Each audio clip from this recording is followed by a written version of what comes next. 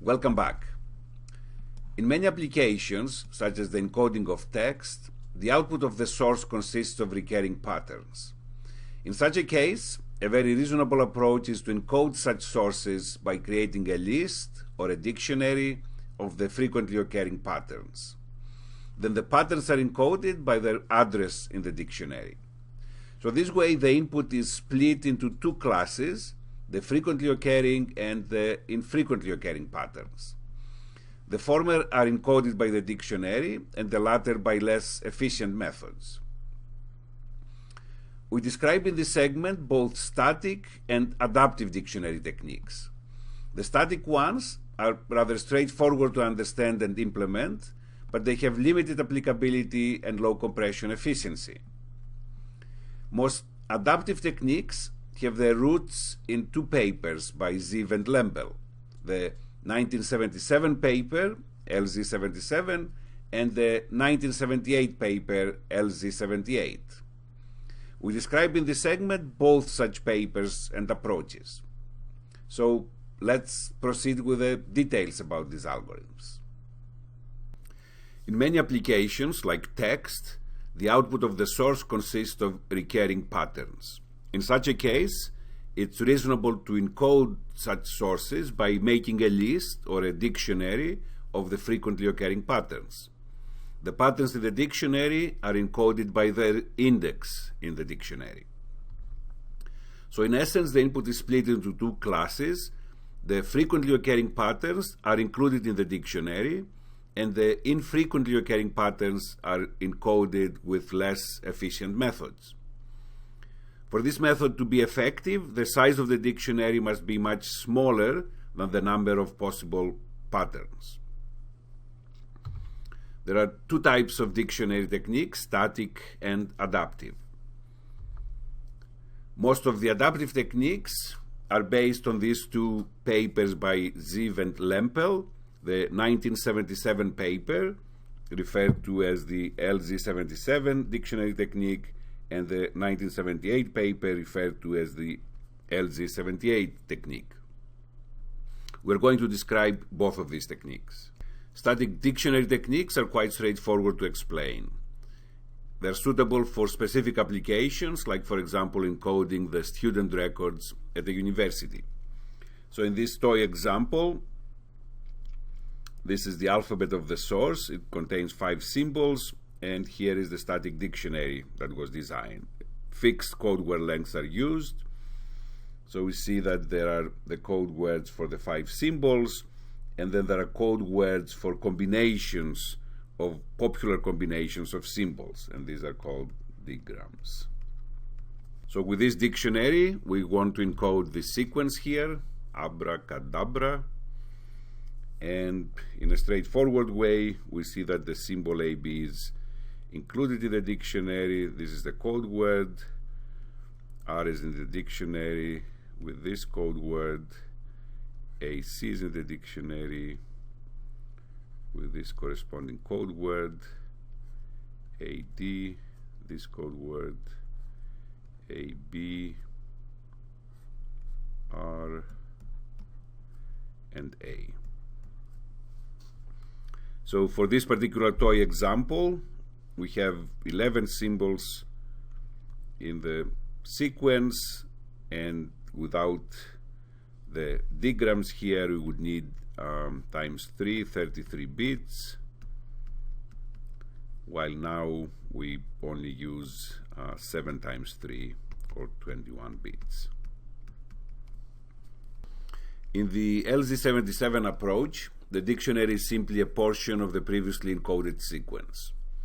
The encoder examines the input sequence through a sliding window as shown here. The window consists of the search buffer that contains a portion of the recently encoded sequence and the look-ahead buffer that contains the next portion of the sequence to be encoded. To encode the sequence in the look-ahead buffer, the encoder moves a search pointer back through the search buffer until it encounters a match to the first symbol in the lookup buffer. So let's assume that the pointer finds a match at this point. The distance of the pointer from the look ahead buffer is called the offset. So here, this is the offset.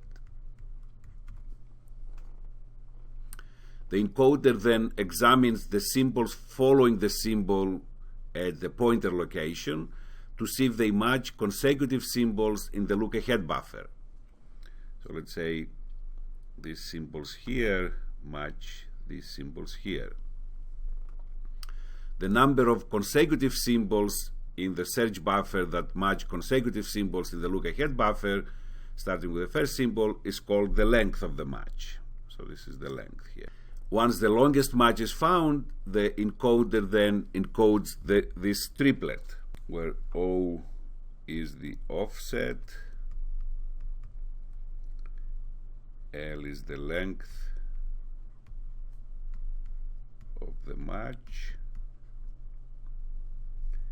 and C is the code for next symbol. The reason for sending this third element in the triplet is to take care of the situation where no match for the symbol in the look ahead buffer can be found in the search buffer. In this case, both the offset and match length values are set equal to 0, and the third element in the triplet is the code for the symbol itself. The bits needed to encode this triplet are shown here. This denotes here the sealing operation. So the offset can be as long as the length of the search buffer. To encode the length of the match, we notice here that we don't include log2 of S, but log2 of W, because the match can exceed into the look-ahead buffer, and we'll see this in the example. And finally, to encode the code for the next symbol, this is the cardinality of the alphabet, the number of elements in the alphabet, and using fixed length codes, we need log2 of this cardinality to encode the symbol. Let us look at a specific example of the application of LZ77. So we assume that the length of the search buffer is 7 and the length of the look ahead buffer equal to 6. We're given to encode this sequence here, and we know encoding with LZ77 means the generation of this triplet: offset, length of match, and code word for next symbol. So here's the sequence again, and here's the current situation. We assume that we have encoded what's in the search buffer. So we look at the first symbol here, D. We look into the search buffer whether we have a match for D. Since there is no D in the search buffer, then clearly the code word generated is 0 offset, 0 length, and the code for the symbol D. Then we move the search buffer over by 1 position, and now we try to see whether A matches into the search buffer. We have a match of A here, but it's just a single match. We move further back, another match of A, single match as well. Further back, we match A here as well, but now in addition, we match B, we match R, and we match A. So in this case, the offset is equal to 7. So I'll encode 7 for the offset. The match equals 4 symbols, and we need the code for the next symbol, which is this symbol here, the code for R. We'll move now the buffer over by 5 positions, and this is the situation. So we try to see if R can match in the previous segment in the search buffer. So we have a match of R here, but it's a single match. I move further back and I see can match R here as well. And now in addition, this A matches with this A, this R matches with this R, but I can keep going. Since this R matches this R, and this A matches this A. So this is the case I referred to earlier, whereby the match exceeds into the look-ahead buffer. So in this case, the offset is 3, but the length of the match is 5 symbols. Therefore, the code word is 3 for the offset, 5 for the length of the match, and the next symbol I need to encode is D over here. Let us proceed with the decoding now of the stream. So we assume that this part of the sequence has been decoded, and then we receive the first code word, which is 0, 0, and the code for D. So 0 offset, 0 length of the match, and therefore I need to add D to my sequence. Then I receive the second code word, 7, 4, and the code for R. So I need to move back 7 positions. So I move the pointer here, and 4 symbols are matched. So these 4 symbols are matched, and therefore these symbols, along with the code for R, need to be added to the already decoded sequence. So this is what now the decoded sequence looks like. Then I receive the next code word, which is 3, 5, and the code for D. So I move the pointer back 3 positions.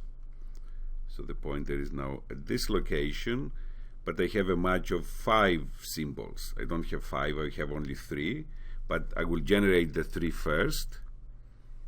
So I generate the RAR, and now looking at this pointer location, I can see the 5 symbols that they have been matched. That is 1, 2, 3, 4, 5. So the first 3 have already been generated, so I need to add these 2. And of course the last symbol is D, because I have the code for D. So you see that through decoding I can generate again the original image with no error. An implicit assumption with LZ77 is that like patterns will occur close together. Any pattern that occurs over a period longer than what's covered by the coder window will not be captured. Actually, the worst case scenario is when we have a sequence to encode that is periodic with period longer than the search buffer. So there are cases where this finite view of the past is indeed a drawback, and in LZ78 this reliance on the search buffer is dropped, and instead an explicit dictionary is generated. Since the dictionary needs to be built both at the encoder and decoder, synchronization is very important so that the dictionaries are identical. So with LZ78, what's encoded is the index here in the dictionary, and when we have a new entry, then the index is equal to 0, and sees the code for the symbol after the matched part, similarly to what we had in LZ77. So let us look at a simple example now. So here is the sequence we are asked to encode using LZ78. So we start with the first symbol. This is a new symbol. Actually, there is nothing in the dictionary, so it's a new entry. I equals 0. It's the first entry in the dictionary, and I need the code word for B. I look at the next symbol. A does not exist in the dictionary. It's also a new entry. I equals 0. That's the second entry in my dictionary. Look at W. Similarly, a new entry, the third element in the dictionary. I look at this W. Well, W exists in the dictionary, so I look at the next symbol as well. So W exists in the dictionary, is the index, it's 3 for W, and then this is the code word for the next symbol, A.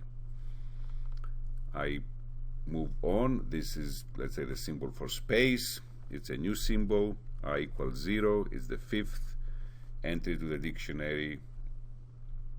Then B exists in the dictionary, so it's actually the first element in the dictionary, the code word for A, and now BA is my sixth entry in the dictionary. Similarly, W exists, so I'll have WW become the new entry in the dictionary. A exists, so A space is my new entry in the dictionary. Over here, B exists, BA actually exists in the dictionary, so therefore this becomes a new entry, BAW. W exists, WA exists in the dictionary, so WA space is my new entry. This is the index of that is 10. Then I proceed here, B exists, BA exists, BAW exists in the dictionary, and therefore BAWW is my new entry, right? So the index of BAW is 9. This is the 9th entry in the dictionary. That's why I equals 9 here, and I need a code word for W. So A exists, A space exists, so A space W is my, A space B is my new entry in the dictionary. O is a new entry. O space becomes a new entry, and finally BO is the final entry of the dictionary, and the index is 15. So it's a rather straightforward procedure, simpler I would say than LZ77.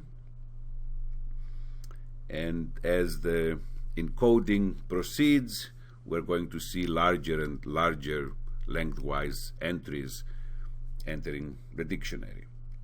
I'm making some final comments regarding dictionary techniques here. There have been many variations of LZ77, some of which are that there are variable length codes to efficiently encode the triplets. There are versions where the sizes of both buffers can vary, and also a version where the third element in the triplet is eliminated by adding a flag when a single symbol is encountered. A variation of LZ78 is the LZW version, the Lembel-Ziv-Walsh version, according to which the encoder only sends the index. Now, there are numerous applications of the family of LZ variants. It's been used in the Unix compress command, the command to compress data files or text files. It's also used in the GIF, the graphics interchange format for images, and finally is used as part of the standard V42 bis that is used for compression over modems.